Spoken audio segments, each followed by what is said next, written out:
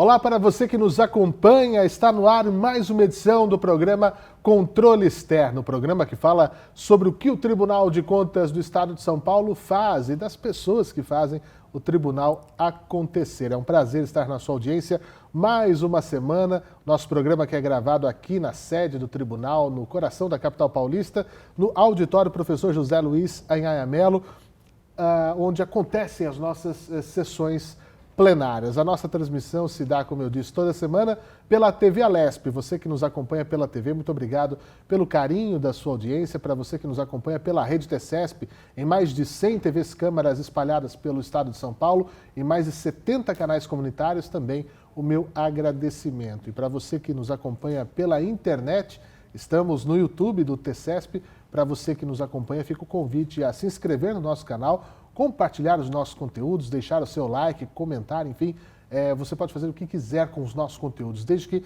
leve para frente o que o Tribunal de Contas do Estado de São Paulo faz por aqui. E em nosso canal no YouTube, além dos nossos conteúdos, como o programa Controle Externo, tem muito mais coisa para você que nos acompanha. A transmissão das nossas sessões, o pleno, as câmaras, eventos, lives, enfim, uma infinidade de coisas que você acompanha por aqui. E para você que, como eu, é fã de podcasts, a podosfera mundial tem o podcast TCESP. Não importa qual seja o seu agregador, estamos nos principais. Você acompanha o nosso programa e outros conteúdos por lá também.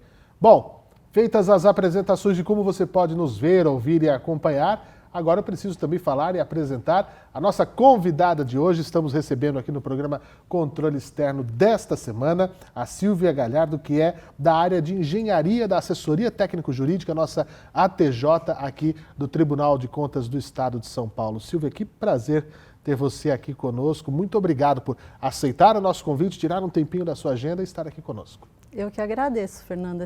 Para mim é sempre um prazer poder falar de engenharia e falar também sobre o Tribunal de Contas. Muito bem. Deixa eu te apresentar um pouquinho mais para o nosso público, né? Porque eu me sinto até mais em casa quando eu estou com alguém aqui do tribunal que não é necessariamente da área do direito, né? Que veio de uma outra área. Eu vim do jornalismo e a Silvia, que vou apresentar agora, é graduada em Engenharia Civil pela Universidade Estadual de Campinas, a Unicamp, tem mestrado em edificações na mesma universidade, é especialista em projeto e gestão de infraestrutura urbana pela Fundação Universidade Federal de São Carlos, especialista em desenvolvimento gerencial pela GV, pela Fundação Getúlio Vargas, e está, como disse, na assessoria técnico-jurídica do Tribunal de Contas do Estado de São Paulo há 13 anos no setor de engenharia. E também atua nessa área educacional, ministrando cursos, ministrando palestras pela nossa Escola Paulista de Contas Públicas aqui do Tribunal. Caramba, Silvia, é uma pergunta que eu começo fazendo, antes da gente começar a falar especificamente, como é que é, né, uma pessoa que veio da área das edificações, poderia estar numa construtora, poderia ter a sua própria construtora, edificando, enfim, veio parar no Tribunal de Contas do Estado. E vamos falar o que faz esse papel da engenharia, que é muito importante e vocês vão entender daqui a pouquinho. Como é que você chegou aqui, Silvia? Foi um longo caminho de pedras, mas que, enfim, assim, acho que eu realizei o meu sonho de chegar onde eu estou hoje, especificamente trabalhando com engenharia. Eu trabalhei na iniciativa privada, trabalhei na parte de controle de obras, né, fazendo aí a parte do contratado. Depois atuei no setor bancário também por 10 anos e aí prestei o concurso no tribunal, fui chamada, comecei na fiscalização, fiquei 3 anos na fiscalização. Então, também vendo todo o nosso trabalho aí da ponta, exercido pelo tribunal, mas quando eu descobri que tinha assessoria técnico-jurídica, eu já coloquei todo o meu foco no que eu deveria fazer para trabalhar nessa área, que era o meu sonho, que era voltar a trabalhar especificamente com engenharia, né? Com obra, com serviços de engenharia. Então, hoje eu estou aí já nessa experiência, tratando só dessa matéria, e eu acho que é bom poder se especializar um pouco e direcionar os meus estudos para a minha área de formação. Sem dúvida, e é muito bacana. Aí as pessoas vão me perguntar, mas o que faz um engenheiro, uma engenheira, dentro do Tribunal de Contas do Estado? Horas. Nós auditamos também as obras públicas, as obras que as prefeituras realizam, que o Estado realiza, né, para você ter a execução correta dos contratos, né, dessas obras, e é por isso que a nossa assessoria técnico-jurídica está aqui. Eu vou fazer um preâmbulozinho, você me corrija e me complemente, por favor, Silvia, que a nossa ATJ ela tem ramos específicos, né, área econômica, área jurídica propriamente dita, área de engenharia, que é para dar um embasamento ainda maior ao trabalho que nós fazemos aqui em áreas específicas, é isso, né? Isso. A ATJ trabalha em diversas frentes, né, dentro do tribunal, então a gente fala em contas de prefeitura, exames prévios de edital, na parte de contratos, e o meu setor, que é o de engenharia, a gente atua também na análise de exame prévio de edital, alguma coisa também em contas municipais, né, que a gente fala também, e muito em contratos. Então, a gente olha tanto a parte de edital quanto a parte da execução contratual, né? A fiscalização vai em loco, acompanha a execução desses contratos, aí aponta ou não aponta irregularidades, e aí o jurisdicionado também se manifesta nesses processos, e aí o processo normalmente é encaminhado pelos conselheiros para a TJ, quando há interesse de ouvir sobre os pontos que foram levantados e as justificativas que foram apresentadas. Então, a gente faz esse trabalho técnico de analisar a situação para poder embasar as decisões dos conselheiros. Pois é, eu acho muito importante isso. Aí uma coisa como jornalista, nesses meus 20 anos de carreira, estou aqui no tribunal há menos de 2, fui de jornal, rádio, televisão a minha vida inteira. E aí a gente sempre fazia matérias, né, cobrando sobre, poxa, mas não é possível, a obra não termina, a obra não acaba. Onde que está o problema? Porque aí você vai ouvir, a construtora às vezes até faliu, porque o valor que era já foi pago, o dinheiro foi embora, mas não deu para terminar a obra. Então, a execução desses contratos que vocês estão atentos para ver se realmente vai conseguir desempenhar. Por isso que é importante ter quem tem a mesma expertise de quem está ali, né, sendo contratado para fazer. Na verdade, o trabalho da fiscalização do tribunal e a gente como controle externo, a gente não substitui a fiscalização que é necessária pelo contratante, pela Sim. administração que está contratando. Tem que estar em cima. Mas é um apoio muito valioso. Então, hoje, todos os contratos que entram no tribunal, que a gente analisa desde da licitação, do contrato e execução contratual, a gente acompanha pelos nossos quadros, né, pelos nossos engenheiros e alguns contratos até por colegas que não são engenheiros, mas que acompanham essa execução contratual até a entrega do serviço ou da obra, então até finalizar o contrato. E aí a gente tem uma medida muito mais completa da eficácia dessa contratação, né, porque em outros momentos em que a gente analisava somente a parte formal, digamos assim, do procedimento administrativo, olhava o edital, olhava a participação, ficava muito preso à legalidade, né? E a partir do momento em que a gente acompanha a execução de todos os contratos, a gente está ali realmente ao lado da população até que aquela entrega seja feita, até que o interesse público que foi imaginado lá na fase de planejamento seja realmente implementado. Então, é um trabalho super importante que a gente faz. E aqui, sem dúvida, importantíssimo. E aqui nós temos um dispositivo que eu acho assim muito interessante, que é o nosso painel de obras paradas. Aliás, não é interessante porque eu gostaria que ele não precisasse existir, né? Mas como um apaixonado por dados, né, e acho que isso faz com que a gente tenha uma visão das situações, de problemas e de soluções, ele é muito interessante de ser observado. O que é o painel de obras paradas? Nós temos dados abertos, né, para que os jornalistas, os cidadãos, para que quem tem interesse em saber, possa saber de como andam a situação de obras públicas no estado de São Paulo, que é a nossa jurisdição. A exceção, é claro, é a cidade de São Paulo, que não é nosso jurisdicionado, mas pode ter obras do estado, né? Por exemplo, metrô, né? Que são obras gigantescas, né? Que estão sempre aí acontecendo, é um exemplo delas. Eu tenho um dado aqui, Silvia, que é do começo do ano, que foi feito um levantamento do nosso painel de obras, que lá no comecinho de 2023 tinha um pouco mais de 700 obras no estado de São Paulo, paradas ou atrasadas, porque também não é só as obras que foram abandonadas, são obras que estão fora daquele cronograma que deveria, né? São, no primeiro trimestre, ao longo de 2022, diminuiu. No primeiro trimestre de 2022 eram 845 projetos, caiu para 762, 108 obras foram concluídas, houve redução de 83 empreendimentos com problemas. Mas o que eu queria dizer é justamente o seguinte,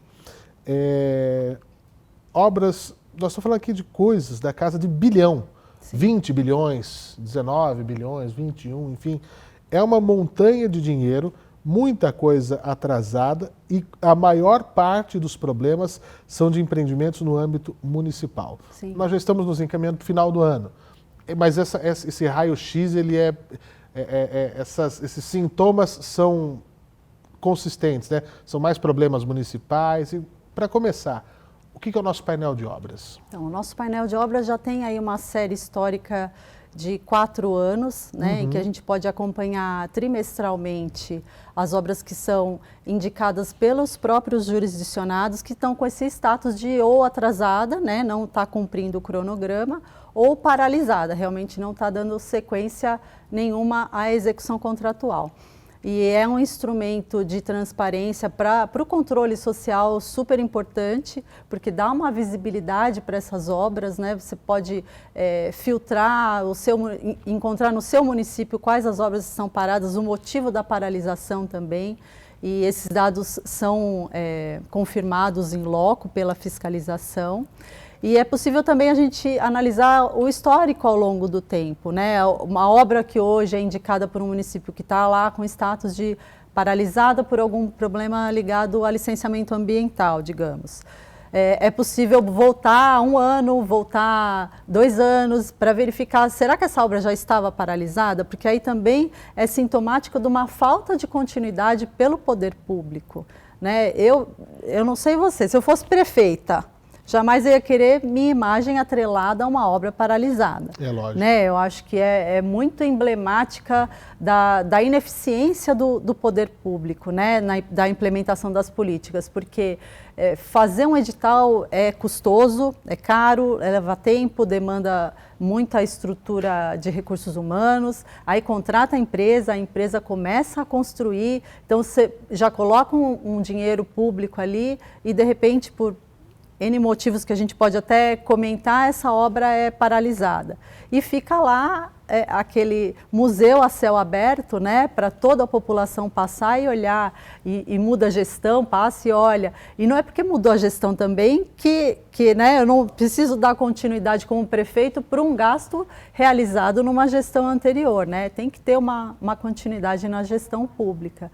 Então, o painel é muito importante para evidenciar esses dados. A gente vê nesses 4 anos que a gente tem de dados que teve uma diminuição na quantidade de obras relatadas, né? Teve uma diminuição de valor também, saiu um contrato que era bem grande, que era um contrato do metrô, mas a situação ainda é muito longe da que a gente gostaria, né?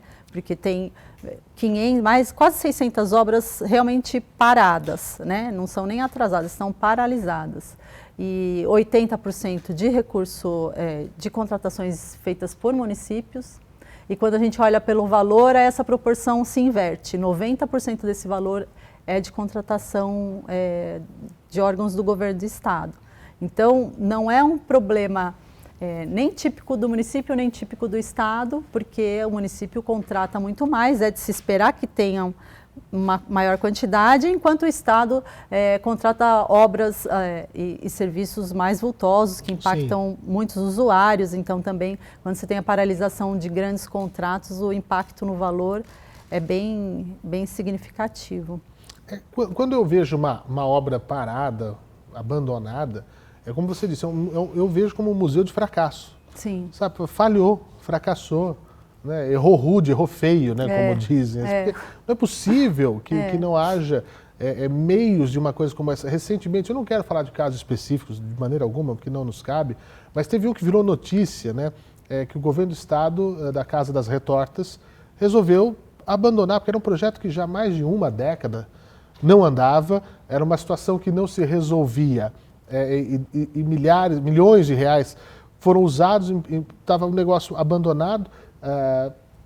E tem uma hora que eu falo assim, olha, deixa. Não dá mais. Não dá mais, porque às vezes fica até mais caro porque tem, como engenheira, você pode dizer, tem coisas que com o tempo vai ter que começar de novo. Não dá, estruturas que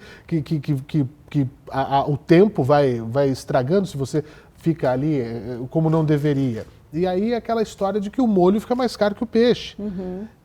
É uma questão de fracasso técnico, fracasso de gestão. E o que falta hoje, Silvia, é uma capacitação dos gestores, dos quadros técnicos nas prefeituras, no Estado, enfim, para entender, para acompanhar, como você disse, não é nosso papel diretamente fiscalizar cada obra, cada cidade, porque o contratante tem a obrigação de fazer. Se é na sua casa, a gente não brinca muitas vezes, fala assim, poxa, o pedreiro não apareceu essa semana, né? Você já fica ligando. E aí, meu amigo, como é que é? Parece que vai chover, não tem como a gente antecipar. Se a gente faz isso na nossa casa, por que o gestor não tem a capacidade de fazer isso, né? Sabendo que é um dinheiro de todos nós? Falta essa sensibilidade ou é capacidade técnica mesmo? Ou não sei o que dizer, porque isso me causa... Sem dúvida, não, sem dúvida é um dos fatores importantes, assim, que mais aparecem, né? Quando o gestor reporta ou informa o tribunal uma obra que está parada ou atrasada, ele informa o motivo dessa paralisação. E a gente vê que nem sempre o motivo está muito bem informado. Às vezes não se enquadrou em nenhum dos itens e colocam outros motivos, ou às vezes o próprio gestor não quer evidenciar uma falha, né, na sua administração, então coloca um motivo um pouco mais genérico. Mas dessa nossa experiência analisando aí 10 anos de contratação, tem alguns pontos que são muito recorrentes, né? E não são um privilégio, digamos assim, do Estado de São Paulo. É uma situação nacional, né? Então, como um primeiro fator, a gente pode dizer problemas de projeto, né? Do projeto que é licitado. Então, esse projeto ou ele não tem a quantidade de serviços que deveria ter, ou ele não foi adaptado para a região onde ele vai ser implementado. Então, é aquela obra que vai construir e aí, de repente, descobrimos que tem uma quantidade, esse solo não comporta esse tipo de fundação. Então, para o contrato, atrasa, refaz projeto, aí faz aditivo porque tem que mudar também os quantitativos de serviços. Então, isso é um primeiro ponto. Acho que a segunda falha seriam cronogramas muito enxutos, né? Então, em vez de fazer um cronograma que está aliado à necessidade daquela obra, é um cronograma aliado a uma necessidade política, né? Então, olha, eu não quero saber, tem que fazer em 3 meses, mas, prefeito, demora 1 ano para fazer essa obra, demora 6 meses. Então, se licita com aquele cronograma super enxuto, que depois acaba virando um aditivo, né? Outro motivo é essa ausência de quadros técnicos capacitados nas prefeituras, e aí eu diria que é um problema estrutural do nosso país, né, do nosso estado. A gente tem mais de 60% dos municípios com 20 mil habitantes, então são municípios com uma estrutura administrativa bem precária e a estrutura técnica também precária. Às vezes tem um engenheiro, às vezes nem tem engenheiro. Então, fica difícil você contratar projetos, depois licitar esses projetos, depois acompanhar essas obras, sem ter um engenheiro que seja, né? Ou uma pessoa, um quadro que dê conta. Então, eu sempre falo que investir na engenharia dentro dos quadros das prefeituras, eu defendo muito isso, é um custo-benefício elevadíssimo, assim, no sentido de benefício alto para um custo baixo, claro, né? Desde que seja comportado administrativamente, mas a gente sabe que isso pode ser feito. E uma outra questão que eu acho que é importante é, assim, dessas obras paralisadas, 2/3 dessas obras são custeadas com recursos provenientes de convênios, com o governo do estado, 1/3, com o governo federal, outro 1/3. Então, o município não tem dinheiro, ele recorre a recursos transferidos por convênio, né?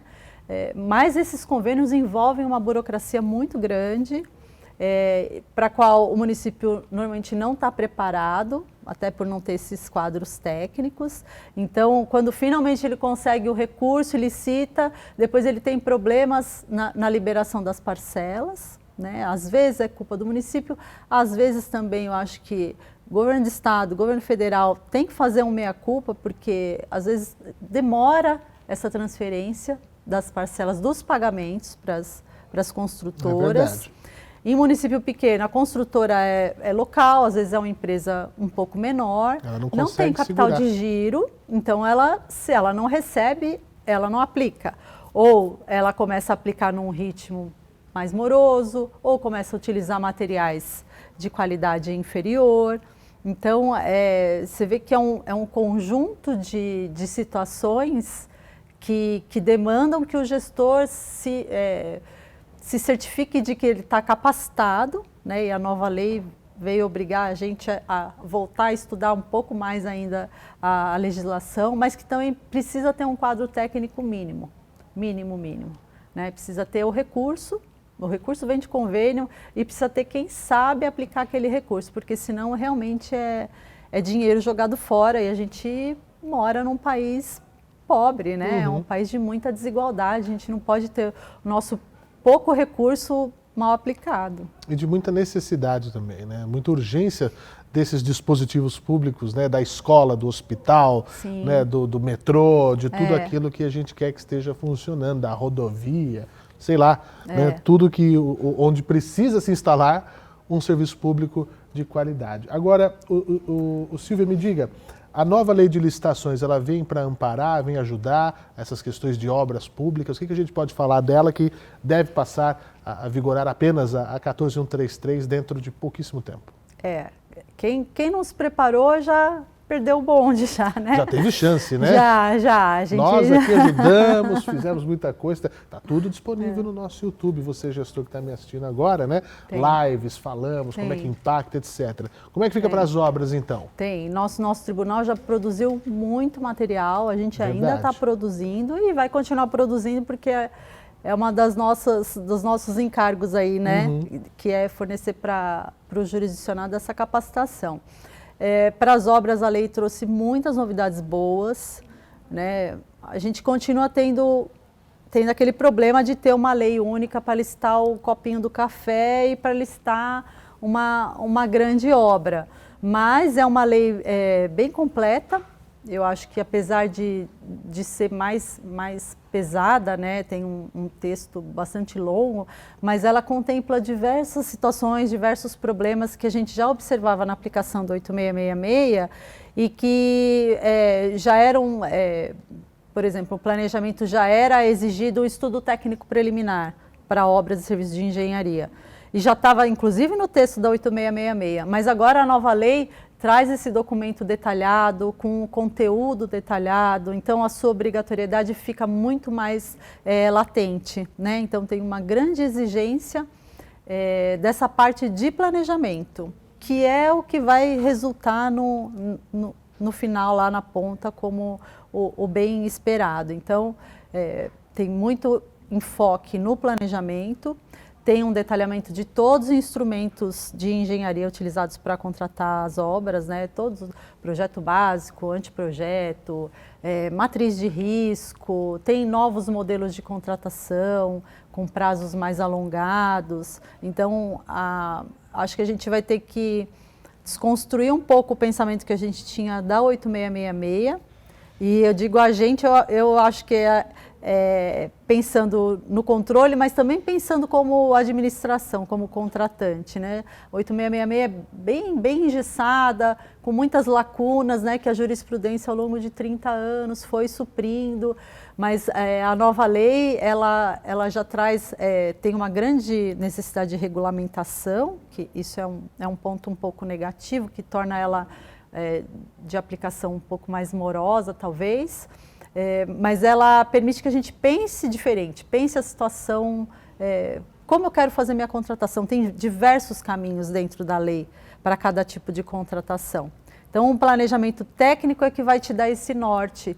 Qual vai ser o meu regime de contratação, com que tipo de projeto eu vou listar, com que prazo, se eu quero atrelar a um indicador de desempenho ou não. Então, são muitos caminhos e o gestor precisa se preocupar muito agora, né? Lógico, já devem estar se preocupando com capacitação dos seus quadros técnicos, não apenas de advogados, importantíssimos, sempre foram, Claro. sempre serão, mas de engenheiros também, para poder contratar com qualidade. A lei vai ajudar bastante, acredito que vai. Nem todo mundo sabe sobre todas as áreas, né? Então nós temos que deixar quem sabe cuidar das suas áreas para que possamos ter o desenrolar das coisas sempre como se deve. Silvia, nós temos 2 minutinhos só, praticamente. Eu tenho feito uma pergunta muito especial, né? O nosso tempo é muito curto, mas também sobre os nossos 100 anos, né? Nós estamos completando aí em 2024 100 anos de Tribunal de Contas e eu queria uma mensagem, eu sempre peço, sobretudo na área em que a pessoa que está aqui do meu lado atua, falar sobre isso, né? Como foi, vendo a sua carreira em revista aqui no tribunal e pensarmos o futuro, né? Seguir nessa rota, orientando o jurisdicionado, mostrando caminhos, fazendo o nosso papel de fiscalização como devemos. Como é que você vê esse momento que estamos chegando aqui? Bom, eu tenho 10 anos de casa, né, 13 anos de casa, e o que eu posso dizer é que o tribunal de hoje me parece que evoluiu muito em relação ao tribunal de quando eu entrei, e eu acho que isso que me dá muito orgulho de trabalhar aqui, que eu vejo que a gente tem evoluído, especialmente na minha área técnica de engenharia, né? A gente é uma corte de contas, a gente tem um predomínio, né, de conhecimento jurídico que foi construído ao longo do tempo, e eu acho que a engenharia vem se destacando aí nessa última década, e acho que isso é importantíssimo. A gente encontra muito amparo aqui dentro, né, dos conselheiros. Acho que isso é vital, não só para o trabalho do tribunal, mas também para o jurisdicionado. A gente está preparando agora um manual junto com colegas da TJ, da fiscalização, para tratar de obras e serviços de engenharia na nova lei, que a gente espera que seja um material relevante, né, para um apoio que seja ao jurisdicionado na implementação da lei, nas contratações públicas. Mas eu acho que a gente está indo num caminho certo, que é isso que você falou, que é de ouvir os lados, né? De ouvir os economistas, ouvir os advogados e ouvir os engenheiros, porque a gente tem uma voz aí bastante importante também aqui dentro. E eu espero que a gente tenha também na área da saúde, né, para especialistas nessas áreas, e tantas outras que forem surgindo, a gente vai se desdobrando. Silvia, muito obrigado pelo carinho, pela generosidade em nos atender uma vez mais. Eu repito, leve os nossos cumprimentos a todo mundo lá na ATJ, que é esse braço importante, técnico, de verdade, do nosso tribunal, dentro das suas diferentes especificidades. E as portas estão abertas aqui, volte sempre ao nosso programa, tá bom? Obrigada, eu que agradeço. E para você que me acompanhou até agora, eu agradeço o carinho da sua audiência. Muito obrigado por ter estado aqui conosco mais uma semana. A gente volta na semana que vem, mas antes aquele recado. Quer saber mais sobre o Tribunal de Contas do Estado de São Paulo? Acesse tce.sp.gov.br e siga a gente também nas redes sociais. Tchau!